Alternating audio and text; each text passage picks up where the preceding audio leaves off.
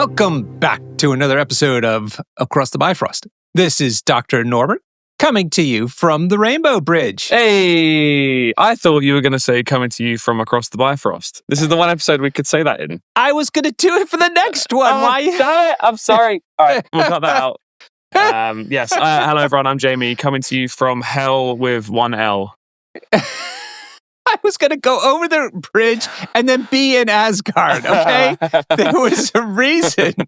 All right. We'll have to script these more next time. Do we? Oh, God. Yeah. Welcome back, everyone. We are going to be exploring another one of the affiliation packs that are coming out. And this one is called the Warriors of Asgard Affiliation Pack. And I'm quite keen to talk about this one because I played Asgard pretty heavily earlier this year. In fact, Jamie, you were part of that exposition when we were down in Paris. God, yeah. I got dragged around Europe with you playing Asgard and complaining about dice the entire time. I said that Asgard, you'd enjoy Asgard because it's just a big load of fistful of dice. So if you whiff one attack, you could just make another, massive attack with a different god. And I don't think it went down too well for you. But, no. They seem like a lot of fun. There's tons of fun, actually. Yeah. And you need to, and people complain about them afterwards. I try to understand, like, what was so hard about this matchup? And people just say they're just so tanky. They just take so much to take them down. Big numbers, yeah. Yeah. Yeah, and I didn't really appreciate that. Plus all the throwing, they got to throw. So if you have a light table, it's not great, but they do throw a lot. So that's good. So we're going to go start through this box. It has Angela, Heimdall, Enchantress, and Skurge in it, but we're going to be doing Enchantress and Skurge first, which is a nice pair because they kind of work together in some ways. Yeah. But before we get to that, let's get into some news. Has Hannah, the producer, weighed in on the whole clammy discussion? Is she clammy? I don't think we've gotten through the editing backlog enough for Hannah to know about this clammy debate yet. So, damn it! All right, sorry. All right, so we're still on the fence on that. We're 50-50 on whether this is going to be a clammy podcast or not. Yes, correct. Yes. Do you want to help people understand why it might be a clammy podcast in case they didn't hear? Well, because players that try really hard and just want to win, we call them sweaty players. And Norbert and I try a little hard, but we're not very good. So we're trying to decide if we're just clammy players, which is somewhere in the middle. But yeah. But one thing we have decided on is that I now like that we talk about the CP number of boxes. Yes, I think you had to admit that because indeed we just went down to Brighton for a nice tournament this past Saturday. And sure enough, without irony and out of the blue, without provocation from me or yourself, there was a discussion on the box numbers. Yes, people were discussing the box numbers to the point where I thought, does everyone here listen to the podcast? Are they doing this to annoy me? But they were actually interested in the box numbers. But the reason I like the box numbers is because you can type it into Jarvis and see everything that's in the box, which is actually great and really useful. I actually like it a lot. So we can end that debate now. I now like box numbers. Can we end it there? Okay. Also, before we move on, I want to talk about Brighton as well, by the way. Okay. Now, as we've said already, I'm not a great MCP player, okay? I'm all right. I'm like consistently mid-table, sometimes high mid-table, okay? Yeah. I had my first ever last place in 3 years of playing MCP in Brighton. I came last for the first time, and it was all because of Phoenix. I played Phoenix every game because I'm trying to do this stupid thing where I play 50 games with her so I could figure out how to make her work. And I lost every game because of her. At one point, she tabled me. It was impressive. I was doing so well. I was 8 threat up. I KO'd 8 threat characters, and then my opponent got a lucky Karnak attack into her. I say lucky, a 10 dice Karnak attack into her, which KO'd her, and she tabled the rest of my models, and I lost. I couldn't believe it. Anyway, more on that later. I'm sure you'll hear all about that at some point when I get my thoughts together for Phoenix. But yeah, I'm on game 35 with Phoenix now, so yeah, we'll see. We'll see where we go. Yeah, Brighton was a great time. So people can get down to that one. Definitely try it out. Yeah, it's definitely one of the better events in the South of England. I think people need to go to that venue more often. It's a really cool venue, really nice. Yep, and easy to get to, and really nice, fun people there, and comfortable too. Aside from the heat, but in terms of space and everything, that's really comfortable. Yeah, it was weirdly muggy, but I think that was probably like a 1 day a year kind of thing. I was very clammy that day. You were very clammy, yeah. You were very clammy. I was not clammy being at the bottom of the table. I was not clammy at all. Did you win a wooden spoon at least? No, I did get a shiny Medusa card. I was pretty happy with that. Yeah, cool. I got a shiny Ronin card, which I didn't know existed. either. Yeah, I didn't know. They were giving away the Brotherhood box that we just reviewed, Lady Mastermind and that. And I was trying to convince the TO I was like, hey, you should give it to the last place person. That's nice. And he wasn't having any of it. So yeah. Aww. Anyway, that was Dice Saloon in Brighton. So yeah, if you ever see an event there, you should definitely go. I highly recommend it. Indeed. All right. And we do drinks and dinner afterwards just next door, and it's lovely. Yeah. Great. Okay, so we're into box number CP225. This is the Warriors of Asgard pack. Don't be confused. There's another Asgard affiliation pack that came out earlier to this, which has a few leaders in it. So you may want to take a look at that one at some point. But this is the one that's just about to come out, and that's why we've decided to review it here today. Let's start with Enchantress. Now, Enchantress, Jamie, back in the... I haven't seen this artwork. That's cool as hell. That's your boy. That's Patrick Brown. I didn't know she had new artwork. She was great. Yeah. Well, in fact, Kingpin has new artwork. All these cards have new artwork. Oh my God. That's they're all consistent now, which because they're using all Patrick Brown stuff. It's fantastic. Yeah. Sorry, I interrupted you. She was great. Yeah. That kind of interruption I welcome. It's all good. No, what I was going to say is back in the OG days, Enchantress was a menace, an absolute nightmare. Really? Oh my goodness! It was frustrating to play against her. She was so powerful and fun for the person playing her. Yeah. So they had to nerf her, and they nerfed her into the dirt. Oh no! Yeah. What was so bad about her? Primarily her Siren's Call. She could use over and over again. That was one of them. Oh, okay, fine. There was one other thing too. I can't remember. I put it out of my memory. Oh, Amora's Kiss. The steel is now the steel action. thing. It wasn't an action. Yep. Yeah, fine. Yeah, they kind of a lot of characters got caught with that, so it wasn't just Enchantress's fault. That's true. Yeah. Then then she wasn't used at all, but now they've kind of tweaked her again, and I think she's got something going for her. I think her biggest competition is just all the other wonderful characters that are Asgard affiliated is the issue. So you have to think about this. But with that preamble, do you want to get into her? Yes, please. Okay. She is called Amora, which is kind of like Italian for love, isn't it? Yeah. Well, isn't that her whole thing, right? I don't actually know much about Enchantress. Her whole thing is like making you fall in love with her. Lore Master Jamie. Oh, God. Okay. All right. I thought I was vamping all that time for you to dig up the lore. Start Googling stuff. All right, here we go. Aurora, also known as Enchantress, is an Asgardian sorceress. There you go. Yes. A prominent antagonist in Marvel. So she's a bad guy. Yeah. Well, maybe not a bad guy. Anti-hero? She's a woman scorned. Yeah, there you go. She's known for her beauty, penchant for manipulation, and mastery of various magical arts, with a focus on seduction and mind control. So kind of like another Lady Mastermind flavored character of getting your mind. All right. So Enchantress, otherwise known as Amora to her friends, she is on a small base model. She's not only affiliated to Asgard, though, she's affiliated to Cabal. And so we should talk about that when we start analyzing her character. Her stats are very bizarre. She's a 4 threat, but she is 2 physical defense, 2 energy defense, and 5 mystic defense. She's got 6 hit points on her healthy side, 5 on her rear side, which is a little scary for a 4 threat, and size 2 moving medium. I do think that we need to talk to her about her, before we analyze her stat lines, we should talk about one of her innate superpowers, because it's important, which is called enchanting. And this is the one that we've seen in other characters, where an enemy character targeting Enchantress with an attack has to use the physical defense unless the attacker pays 2 power. Mystic defense. Mystic, sorry. I'm sorry. Yeah, Mystic. So the point is that unless the attacker pays 2 power, you have to use her Mystic defense for the attack, regardless of the type that it is. Now, that hurts mostly at the beginning of a game, when people don't have a lot of power to spare. It gets less useful as you progress through the game. But that means she is not just 2/5. She's most of the time 5, at least early game. Yes, yeah. I think running her up to the middle of the map and grabbing something early game, like you say, is okay, because no one's going to move and then pay 2 to attack her. They're not going to do that round 1. So that's kind of cool. People are doing it with Professor Xavier as well, because he has the same defensive tech. But yeah, as you say, as the game goes on, it not only, it doesn't really matter as much, but it tricks your opponent into doing the right thing. So this is, I think, the worst defensive tech in the game, because doing a builder attack where you gain power is often the right choice, unless your spender is something special and you need someone to die, because you're then gaining power to do other things. So what this basically does is, your opponent will be like, oh, I was going to spender you, but then I'd be going into your mystic defense. So actually, I'll just pay 2, do my builder, which is then more likely to be refunded because they're going into your physical energy defense. So it tricks your opponent into doing a better move. So this is not good. But like you say, as long as you're aware of that, it's fine because you can just put her up early when they don't have lots of power to spend and then bring her back. I do like that idea of using her as a semi-safe grab. That's pretty cool. Yeah, but also, 5 defense dice is still not very good.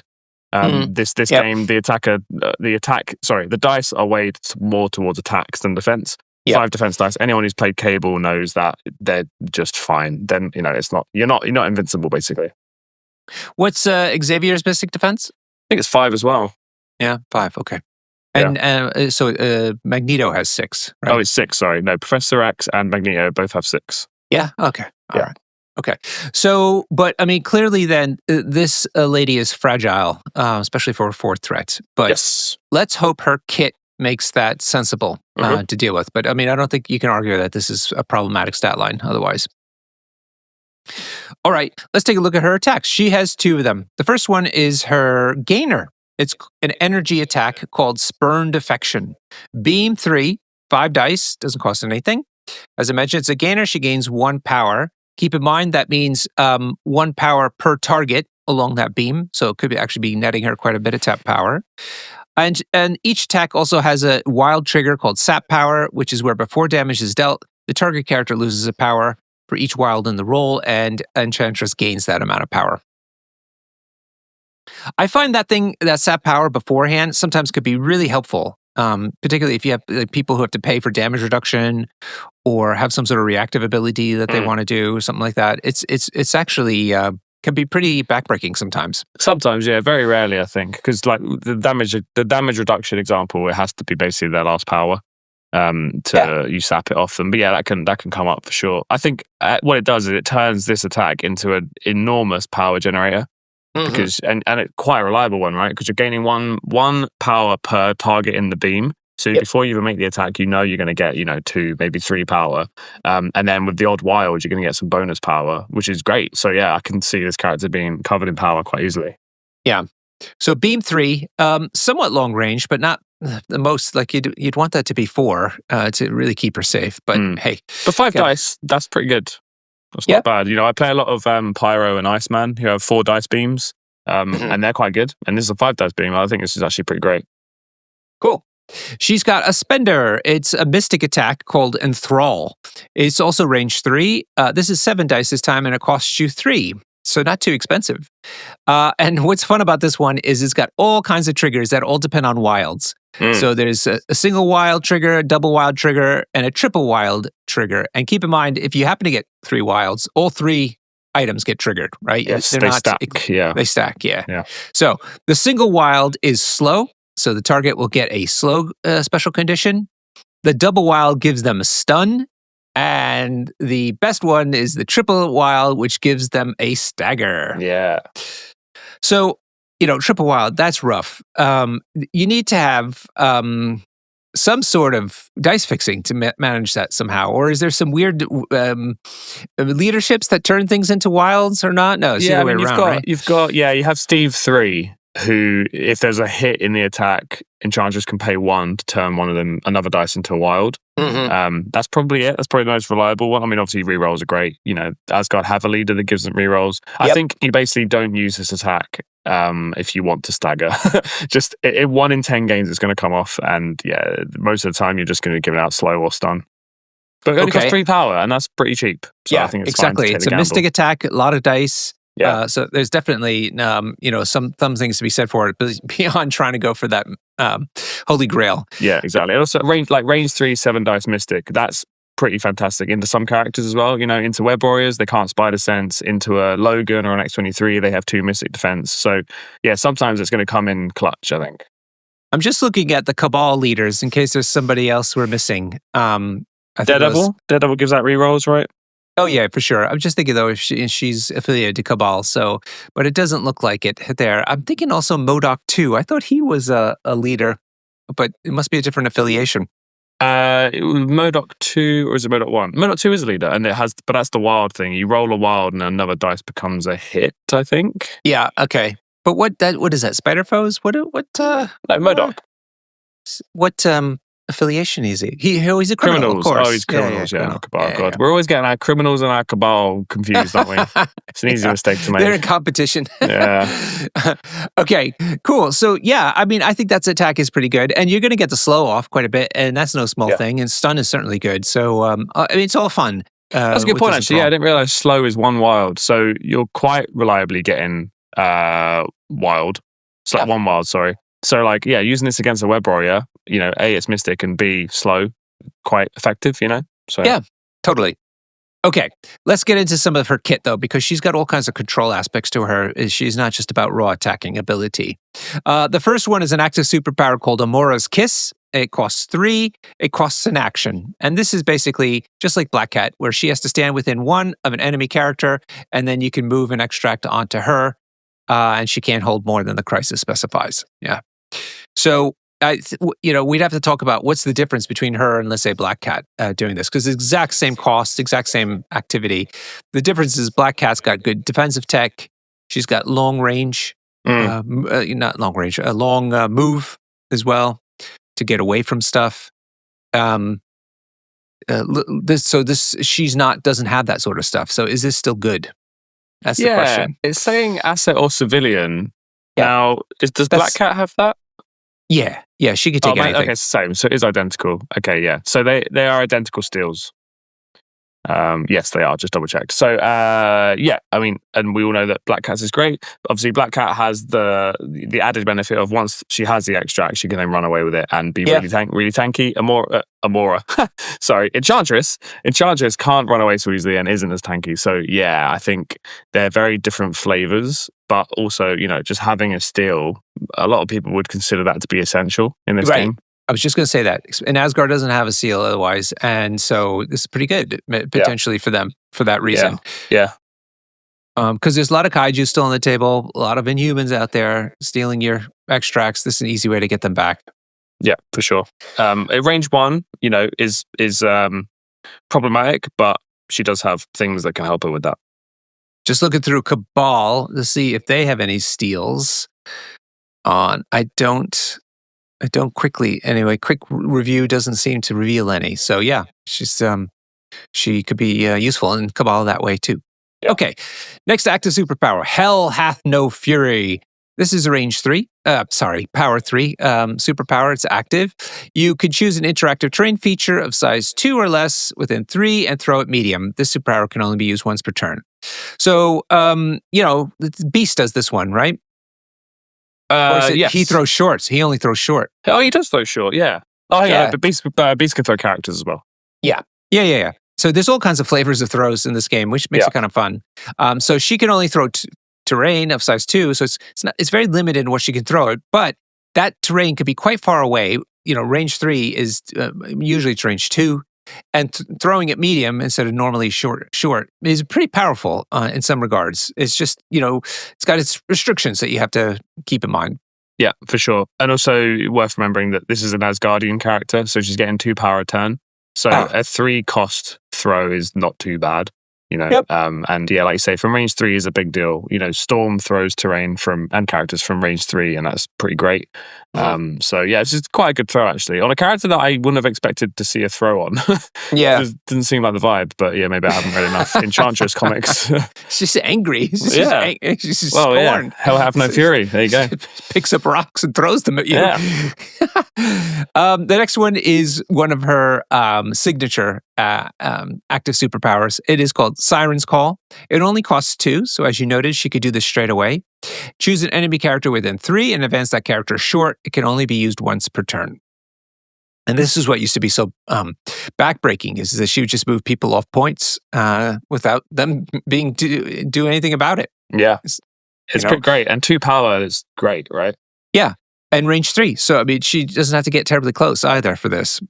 Yeah, exactly. So I actually have played Enchantress a bit in Professor X, Xavier. And I found it was really fun to have her and Wolverine on a flank. because your opponent basically puts someone on the midline, Enchantress can double move up to the midline, and then Siren's Call turn 1, because she's an Asgardian and has 2 power at 10. Advance that character short towards Wolverine, and then because you use a superpower, the leadership then gives a power to Wolverine, who can then charge into that guy that just got moved off. It's really cool. It's like a really fun kind of combo. I had a lot of fun with that. Oh, cool. Oh, I didn't realize you were using her that way. That's fantastic. Yeah, I mean, I just like, having an advance without having to do anything round 1 is actually quite a big deal. There aren't many characters that can do that. It's guaranteed. So she can just move twice, move someone off a point, and potentially that's her point now, which is pretty great. Yeah. That's a good point too, because that gets you to the midline. Yeah. Okay. Yep. And then her final active superpowers are straightforward ones we've been kind of referencing. One is Asgardian, where she gets the extra power in the power phase. And she also flies, because she's a sorceress. There you go. She's also very green. If you like green paint schemes, she's your gal. I bought my Enchantress model secondhand, and they had painted it pink.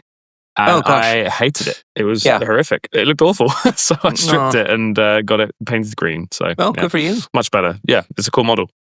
Yeah. So where do we think she fits into Asgard and also Cabal? Keeping in mind Red Skull 3 is kind of the flavor du jour for Cabal. Yeah, well, you played a lot of Asgard. Did you play much Enchantress? No, I have to say I hadn't. I was into a much more mobile. I was going for mobility and raw output. So it was Lady Jane was one of my big ones, along with Loki 2 and Beta Ray Bill kind of were like my core all the time. And so I didn't really feel like how she could fit in there. I think she played, I think I played against somebody with her in Criminal Syndicate, and she was a real pain to me. In Paris, I'm talking about. In Paris, she was constantly moving me off points. And because like Loki 2 can only portal people up 2 again, I was trying to get Bill back into range.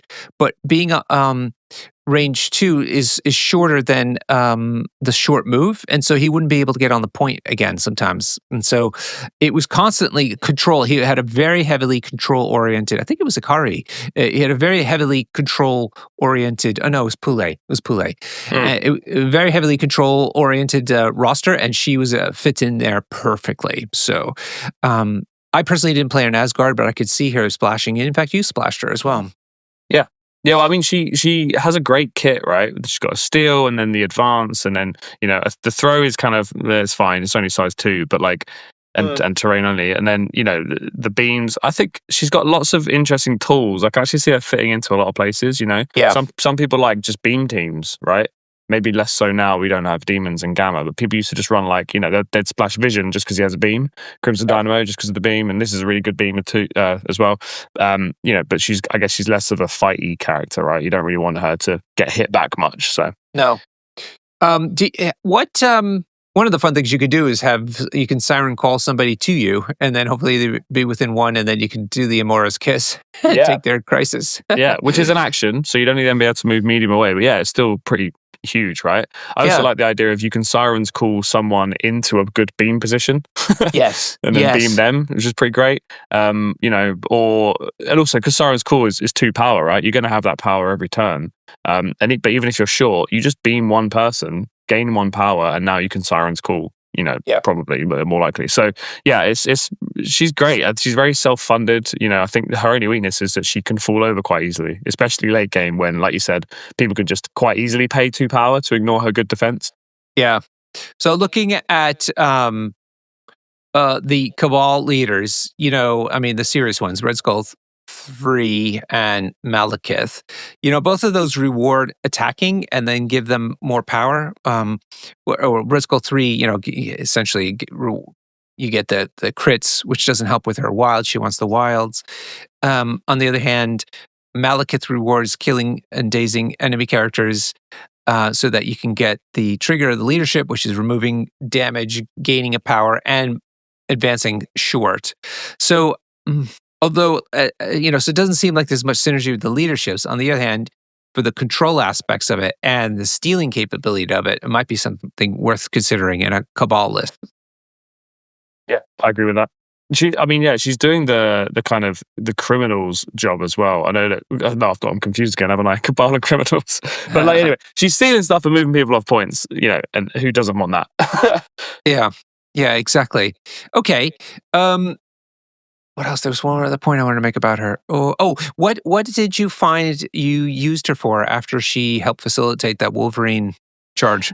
Yeah, so it's kind of awkward because I think you want to activate her last to move people off points, right? Or maybe go for a steal. I found that people were quite scared of her steal, which is cool. It means people are aware of it and they have to play around it, which I quite like.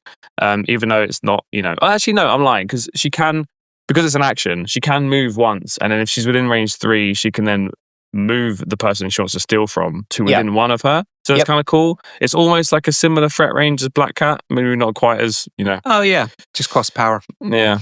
I've just realized as well, if you're looking for someone to steal, Enchantress is a 4 threat and gives out a stagger if she rolls 3 wilds, whereas Black Cat's a 3 threat, has an identical steal and gives out a stagger guaranteed for 2 power. Yeah. Okay, well, I mean, listen, saying that Black Cat is overstated is not really controversial. Maybe if that ever changes, maybe we'd see more Enchantress on the table, right? Because she's doing some interesting stuff here that Black Cat can't do. So All right, let's move on to her buddy, which is Skurge. Skurge, the Executioner. He's also known as Skurge to his friends. Oh, Skurge. Yeah, just Skurge. Nice. Skurge. We know him from the films, of course, where he's just kind of a... Carl Urban.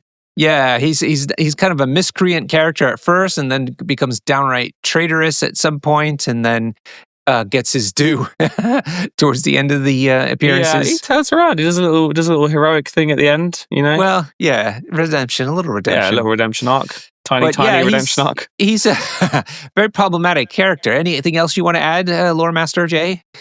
Oh God, I haven't Googled anything. Go through his stat line. Again, Google the vamp. I'm talking about MCU films. Work with me here, brother. Listen, all I can think of is behold my stuff. And he calls these guns Des and Troy. That's all I can think of right now. Behold my stuff. Yeah, that's pretty funny. All right, wait a minute. I've got some lore.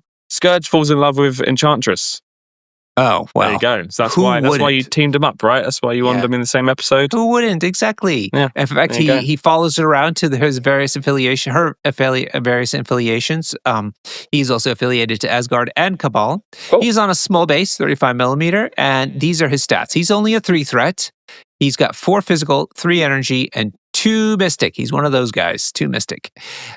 He's one of those guys. What do you mean one of those guys? You mean stupid, don't you? You're insulting his intelligence, aren't you? I would never. He is 6 hit points on the healthy side, only 5 on the back side, and he is size 2 and moves medium. What do we think about a beater like this? Keep in mind he's 3 threat, but with that stat line. Yeah, 6 health on a 3 threat, with 4 physical. That's pretty good. Right, it's pretty handy. The 2 mystic is a problem, and I say that as someone who plays with a lot of Wolverines. Yeah, but in the right scenario, he can be pretty tanky, I think. Yeah, exactly. I mean, it is a pity when you compare the 2 to the 4. Like that's a big difference when it comes to numbers and dice roll numbers. I mean, yeah, but I did just say that 5 defense dice wasn't very good on Enchantress. 2's not great, but yeah, I don't know. I think it's not that big a deal. Like Beast is very tanky, right? And he has 2 energy defense. You'd be just surprised at how long he can last. Although he does have defensive rerolls, to be fair. Maybe I'm being unfair. Yeah, that's the problem. That's true. But yeah, I mean, Skurge is, he's fine. He's just a 3 threat and 6 health on the front, keeps him healthier for longer, which is important for securing objectives. So yeah, I think he's okay. Okay. Let's talk about his attacks. He's got 2 physical attacks. The first one is called Battle Axe, and he's carrying a big battle axe. It is range 2, 6 dice. Wow, 6 dice for a 3 threat. Excellent.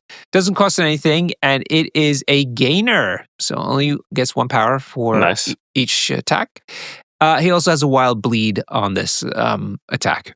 Makes sense. Hitting you with an axe. Yeah. What do you make of this guy having it only as a gainer as opposed to a builder? It's interesting, right? I mean, it is 6 dice. Maybe that's why, right? Maybe they wanted him to do a lot of damage because, Skurge, that's kind of his job. It's also range 2, so it takes him a little while to get into range. But when he does a lot of damage, but they didn't want his power to get out of hand, I guess. For a 3 threat, that makes a lot of sense because he is Asgardian too, right? So he's getting 2 power a turn. So Yeah. Okay. All right. I can see it. All right. He's got a spender called the Executioner. It is expensive at 4 power. It's range 3 though, and it throws 8 dice. Nice. This is fun. I love these kind of synergies. It has an ability that if the target character has the bleed special condition, you may re-roll up to 2 attack dice during this attack. And in fact, this attack also gives out bleed on wilds. I really like those kind of connections where it kind of thematically feels like the 2 attacks are working together with one another. Yeah, it's real fun. And yeah, it's a little tricky though. The maths don't work. So like you're going to get 2 power because he's an Asgardian in the power phase. And he needs 4 to run this. So I don't think you could squeeze it out round 1. If you're lucky, you get 1 attack around 1, but not enough to be able to do this special attack. But you can straight away round 2. Yeah, I mean, maybe it's a double move guy. Round 1 he double moves next to someone. Maybe he picks up an extract, so he starts round 2 on 3 power, which means he can then battle axe, gain 1 power, hopefully roll a wild so that you're now bleeding, and then second action he can execution you. That's probably the dream, right, for him. It does mean, I'm skipping ahead a little bit, but on the affiliations side of things, I see this guy pop up in Thralls of Dracula, which is super cool because the leadership, he gets to give out bleed and then just does an executioner straight away. So no wilds needed. I love it. Yeah. I definitely had him in my roster when I was toying around with Dracula very early this year. And it's actually kind of fun, to be honest with you. It seems pretty great. 4 costs is a lot, but it's a good attack, right? 8 dice with 2 rerolls. It's basically a 10 dice attack. Yeah. From a 3 threat. It's huge. But, typically he's going to do at least one of these from round 2 onwards. So, exciting. Yeah, and 2 rerolls is really good. And if he's in Asgard with Lady Jane's leadership, that's 2 more rerolls. 1 more from Jane? 1 more, yeah. One more, yeah. But still, so you're talking 11 dice. This 11 dice he's rolling on that attack under Jane. It's great. From a 3 threat, it's huge. Yeah. Right, yeah. They just need to get bleed is the only problem. They just need bleed. And you need to roll some wilds for that. But then his battle axe is 6 dice. So, rolling a wild isn't impossible. Yep. All right, he's got some fun superpowers. He's got an active one called Storm Giant Strength. It is 3 power cost, and you can choose a terrain piece of size 3 or less within 2 and throw it short. And it can only be used once per turn. Pretty standard, but good. Except for maybe it's size 3 instead of just size 2. Yeah. Terrain. This is a common thing for Asgardians, right? Is they throw terrain, not characters, on their superpowers. So they're just here to smash up the place, really. It's pretty good. Yeah, you probably want to be because we're quite excited about his spender, right? The Executioner. You probably want to be spending your power on that instead. Yeah. We've got Nations coming up. And Nations is a team event where only one player on a team can take brace. And I know I've spoken to more than one person who's going whose entire roster just has throws, and their plan is to go into the player that doesn't have brace and just throw the world at them. Yep. But no, I think this is fine. It's fair. If they're not bleeding, you'd rather throw building at them. Yeah. Okay, he's got a reactive superpower called Right Hand Man. It costs 2, and it's basically a taunt. When an enemy character within 2 of Skurge targets another allied character within attack, he can use the superpower and he becomes the target of the attack regardless of distance and line of sight. This is clearly his job. He's got 4 physical threat. He's got a decent amount of hit points, and he's got this taunt. He's there to try to get beaten up and then dish out some damage in return. Yeah, for sure. I assume this is, partly here because you can team him up with Enchantress. Yes. Who needs a little bit of protecting. So that's quite cool. He can kind of help keep her alive a little longer. Maybe she can then help Sirens call people into range for him to attack. Yeah. It's pretty cool. Yeah. Yeah, so that makes them a 7-point package, which is, fair cost, not cheap, not expensive. But I think you're making a really good point about that. And he's got 2 innate superpowers. One is Asgardian, where he gets the extra power in a power phase, as we talked about. But the other one is aggressive. So after an attack targeting this character is resolved, if he's set for damage, he can move short towards the attacking character. So again, part of his bodyguarding type of MO. It's his job.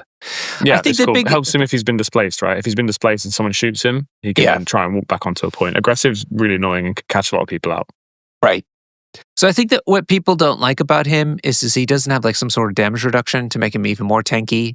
Yeah, I'm surprised. I was expecting you to read that bit next. Yeah, and it's not on the card. It seems like it's the one thing missing from him is some damage reduction. Yeah, it's true. So yeah, I mean, where do you use him? I really like him when I was using Enchantress and other circumstances because of the reasons that we're going to talk about, as well as this taunt. He's got some decent ability for a 3-threat in Asgard. They have so many expensive characters. Having a beater that's only 3-threat is good, but he doesn't have charge. He doesn't have the damage reduction. So you kind of have to sit him on a point somewhere, I find. Or you try to put him like downwind of your team and deep into theirs so that they have to deal with him. And he's like a distraction, but he's essentially a sacrificial lamb. I think that's quite clever, actually. He's kind of, remembering that 3 threats. It's okay if your opponent's putting resource into downing your 3 threats, especially in Asgard, where you've got 4, 5, and 6 threats running around, right? Yeah. So any attention they're paying to Skurge and they're not paying to like Jane or Thor is pretty great, because then they can just go and do what they want. And I think, like you say, put him in their face and they have to deal with him. And if they don't, he might be hitting them a couple of times, and if they're bleeding, it's going to hurt a lot, right? Yeah. So maybe he's kind of like a little bit like Nebula in that way. He feels like a kind of juiced up Luke Cage, right? So I can see why he doesn't have damage reduction, because he's got attacks that Luke Cage could only dream of. Right? Yeah. But Luke Cage is way tankier because he's got damage reduction and a similar stat line. Yes. So actually, he's just a punchier Luke Cage, I think, and that's pretty cool. It's quite a good place to be, actually.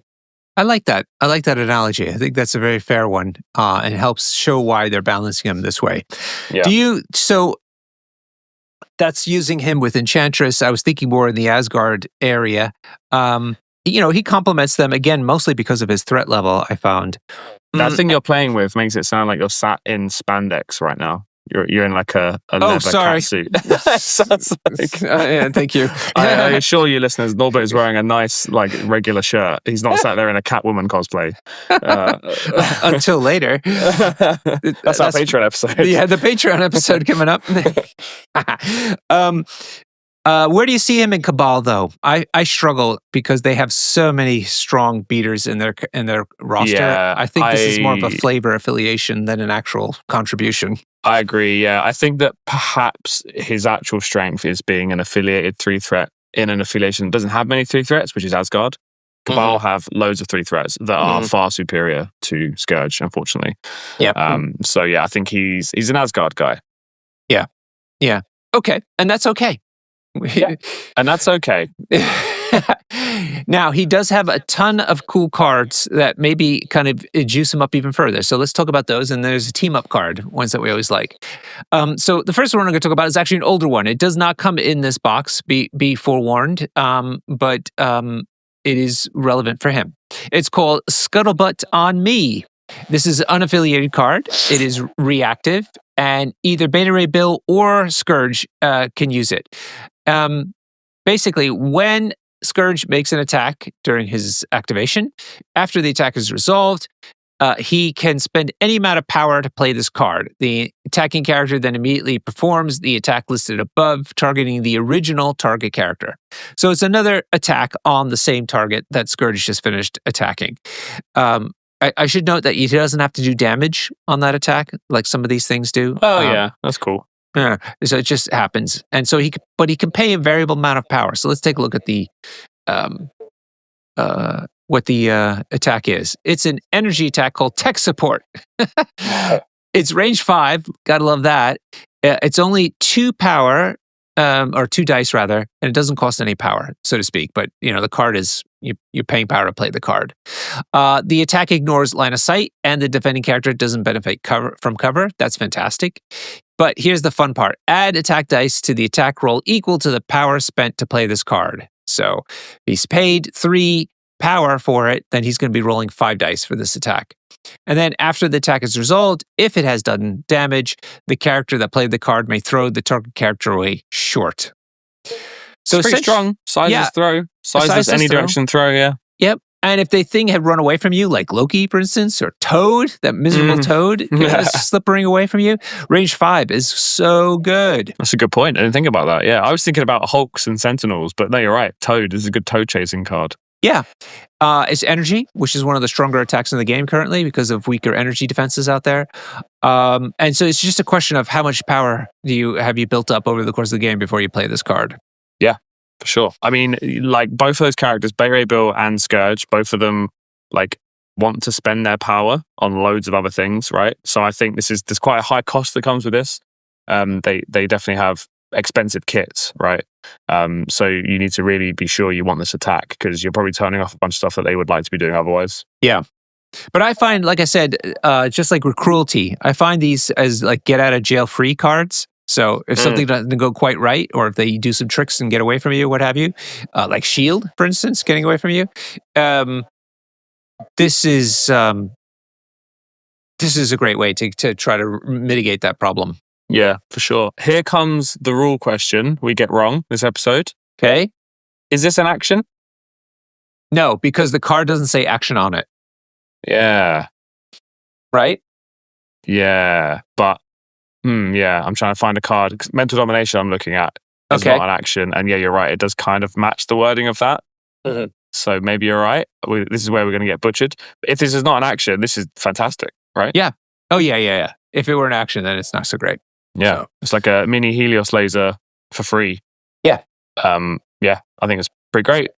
Okay, cool. Let's go on to his other card, which is called Meet My... No, that's the team-up card. No. Let's go to... Leave that last. Leave it for last. Okay.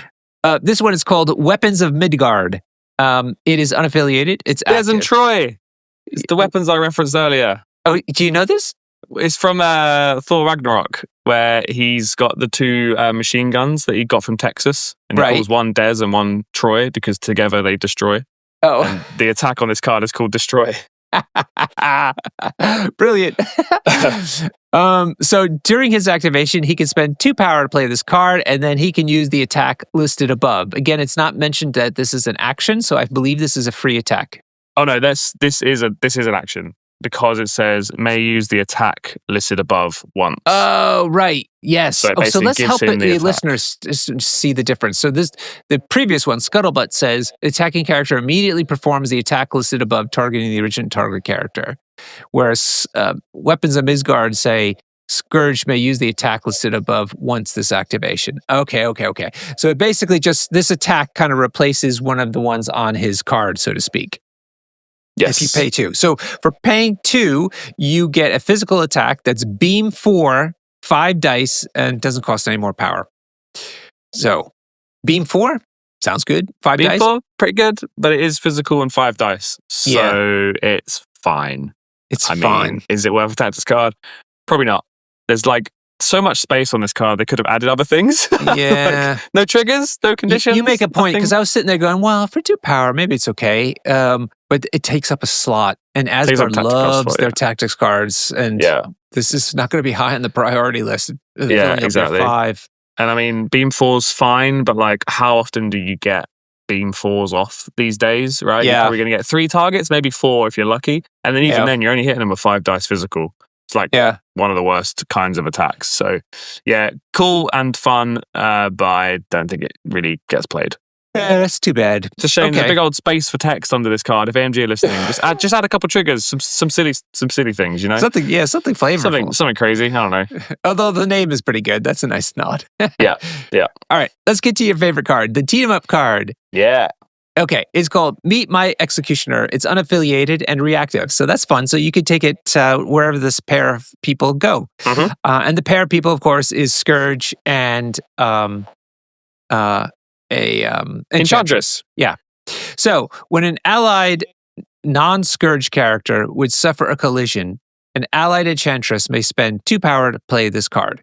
Then you place an allied Skurge within one of the character suffering a collision. Skurge suffers a collision instead, and then during this collision, if Skurge would suffer a damage, reduce the amount he suffers by 1. That poor sucker, basically, she's like, oh,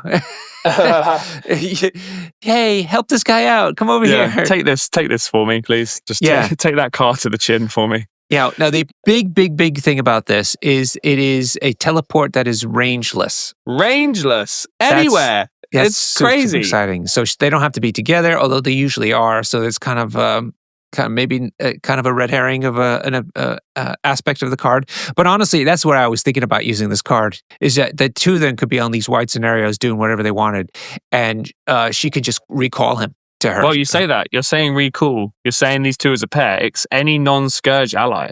So he can teleport to anyone. Yeah. So she pays it, obviously. But it's not too Enchantress as the kind of theme would make you believe. It's anywhere, which is cool. Yeah, and the character that she's helping to save from the collision also is rangeless. It could be anywhere on the board. Yeah, I think it's a great card. If really wild, right? Yeah, it's cool, man. And also, the fun part is, your opponent might see that and just be like, okay, well, I'm not going to throw anything then, because you're going to just summon an executioner next to him. So you can throw something at yourself. There's the tech, Norbert. You can throw a lamppost at yourself and you would suffer a collision. No, because it doesn't... Oh, wait. It doesn't say enemy effect. Can you throw... You can't target your own guys. No, sorry. You could throw it, not literally yourself. You could throw it at a friend, though. You can throw it at an ally. You can? Oh, no. No. Yeah. Okay, here's the rule we're going to get wrong. Yeah. I'm almost certain you're not allowed to target allies. I'm fairly sure you can. There you go. Let us know on the Discord. Because when I was Ultron, I was throwing stuff into my grunts so they would explode. Huh. Okay. You could definitely throw characters into allies, right? Definitely. No, because you're not allowed to target allies. No, you can throw an enemy into an ally. Oh, yeah, you could do that. So why can't you do terrain? I think you can. If you can throw terrain into other terrain, you can definitely throw terrain into your allies. There you go. Let us know in the Discord. Wild. Anyway, that's opened up this card tremendously. And Jamie, what did you say to me? Jamie's fantasy land that you live in. where team up cards are great. That's my fantasy land. You told me that when I messed up the Lady Mastermind rule. Yeah, you were adamant that you were right about that rule, and then everyone on Discord told you we were wrong. Well, I can't wait for everyone on Discord to tell me that I'm right on this one. You can throw terrain at your allies. That's my call. There we go. Let us know if we're wrong or right. All right, but I mean, this is just crazy because again, the target being the train is being thrown at could be anywhere on the board. Skurge could be anywhere on the board, and he then gets to be put into maybe even a better position than for later on in the game. But then he also doesn't. He reduces the amount he suffers from the collision by 1. Yeah, so, and he's rolling 4 physical defense. Yeah, so he actually might not take that much damage. Yeah, and if you really wanted him to stick around, he could actually brace and then not suffer anything. Yeah, because of brace. Yeah, so there you go. There's also the fact that he has a taunt, right? So you could place him within one of the character that's about to get stuff thrown at them, and he might then be in range 2 of the person doing it, so that if they try and attack that person, you're going to taunt the attack as well. So it's kind of like Heroes for Hire, but with weird loopholes. Yes, that's right. Interesting. Yeah.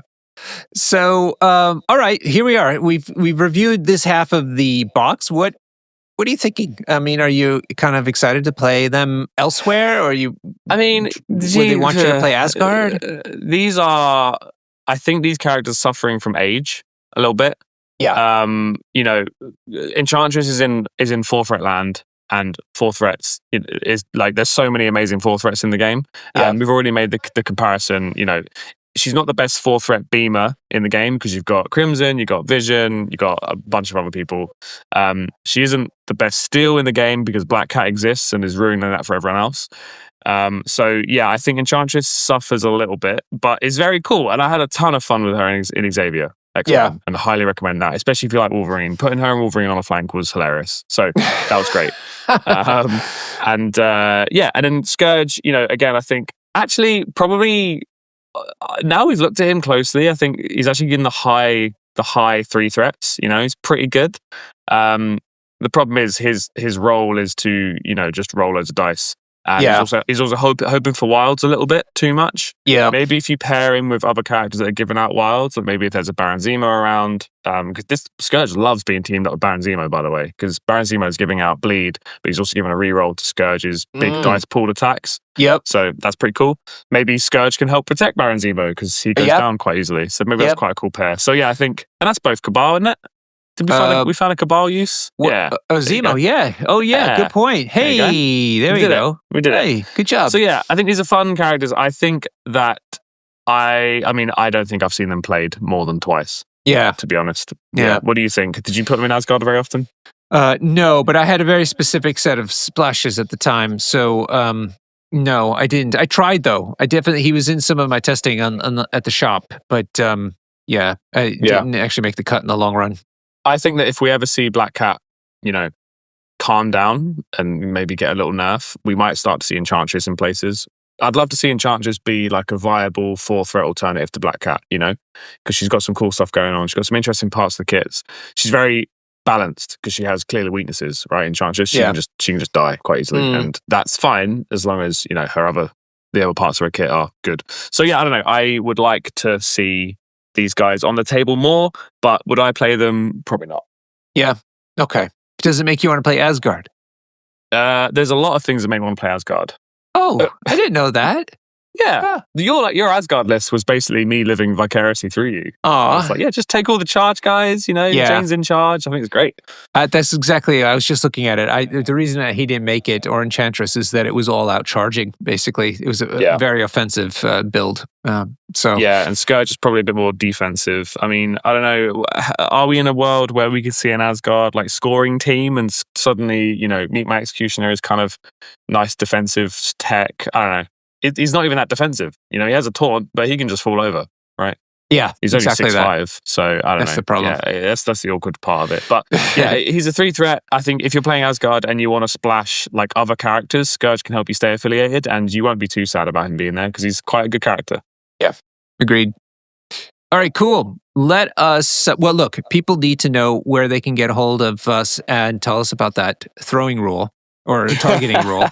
So what happens if I'm right? Because it means I'm right 2 times in a row. 2 times. If you get 3 times, then you get your wishes granted, I think, right? Cool. All right, sweet. Well, then I'm laying down the gauntlet. This is number 2. So yes, please go to our Discord, which is linked below. You can tell us if we were right about Scuttlebutt on me being a free attack, and if we were right about if you can throw terrain and characters into your allies.